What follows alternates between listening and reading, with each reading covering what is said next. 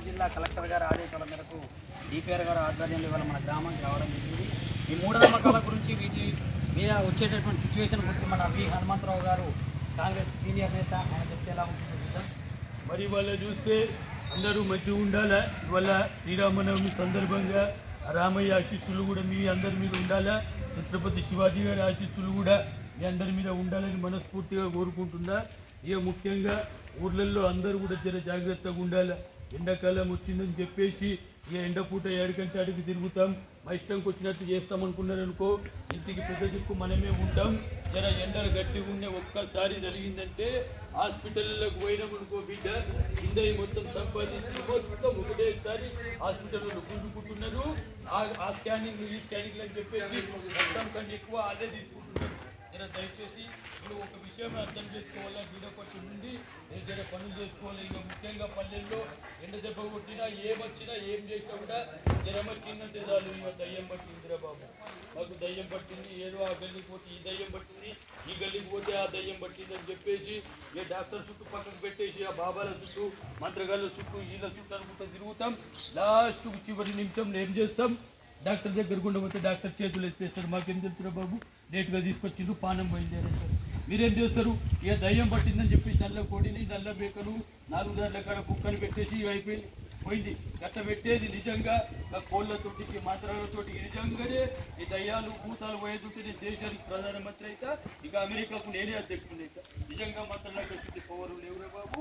మీరు జర దయచేసి రోగం వచ్చిందంటే మంత్రగాల చుట్టూ తిరుగుడు బంద్ చేయండి.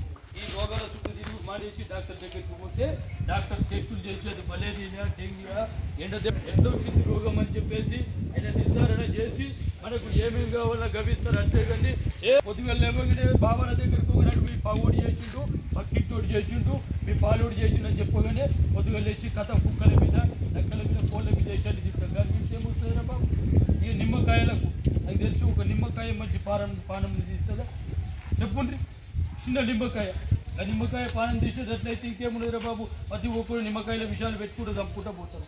రాకెట్ టెక్నాలజీ వచ్చింది, భూమి మీదకి వెళ్ళి అంతరిక్షంలోకి పోయి పరిశోధనలు చేస్తున్నాం. మొండరికి మొండ సునీత విలియమ్స్ 9 రోజులు ఉంటాను పోయి 9 నెలలు ఉండొచ్చింది. మా ఏం చేసింది, చక్కగా పరిశోధనలు చేసింది. చంద్రమండలం మీదకి పోతున్నాం మనం.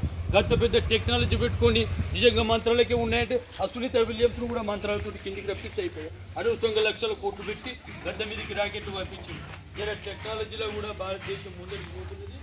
ఒక కాలంలో నాటి కాలంలో ఏం తెలియక పాపం ఏదో అనుకున్నారు. కానీ ఇక్కడ మస్తు టెక్నాలజీ 5G టెక్నాలజీ నుంచి వచ్చేది 6G టెక్నాలజీలో కూడా ఉన్నాం. జర దయచేసి పిల్లలకు కూడా దయ్యాలు లేవురా బాబు, భూతాలు లేవురా బాబు, ఏదైనా భయపడితే మీరు జర ఆలోచించుకోండి అని చెప్పుకోండి. ముఖ్యంగా ఊళ్ళల్లో ఆడపిల్లలకైతే చదువు చెప్పాలి. పువ్వుడు ఎట్లా బతుకు జరిగేది. ఆడపిల్లలకు జర చదువు చెప్పాలి. 15, 16 ఏళ్ళు వచ్చినాయంటే పిల్లల్ని పెళ్లి చేసి శిక్ష పెట్టేస్తాం. వాళ్ళ బతుకులు బతుకుతారని మాత్రం జర దయచేసి మాత్రం ఆలోచించుకోండి. ఎందుకంటే ఈ కాలంలో ఆడోళ్ళకు ఉన్నంత తెలివి, ఆడోళ్ళకు ఉన్నంత పవరు మొగోళ్ళ దగ్గర ఏం లేదురా బాబు. ఒక ఆడది చదువుకుంటే ఒక ఇల్లే కాదు ఊరు మొత్తం డెవలప్ అవుతుంది. ఇలా ఆడపిల్లలు కూడా చదువుకునేటట్లు మీరు ప్రోత్సహించాలా. ఇంత పెద్దోళ్ళు కూడా చైతన్యవంతం కావాలా. చిన్నప్పటి నుంచి మీరు ఏది నేర్పిస్తే పిల్లలు కూడా అదే నేర్పిస్తారు. ఆడ దయ్యం ఉండదంటే ఇంకా దయ్యమే కనిపిస్తుంది. లేదురా బాబు, ఆడ దయ్యం లేదు, భూతం లేదు. మన ఊరు కూడా మంచిగా డెవలప్ చేసుకోవాలా. నువ్వు చదువుకొని మన ఊరు డాక్టరో ఇంజనీరింగో కావాలా.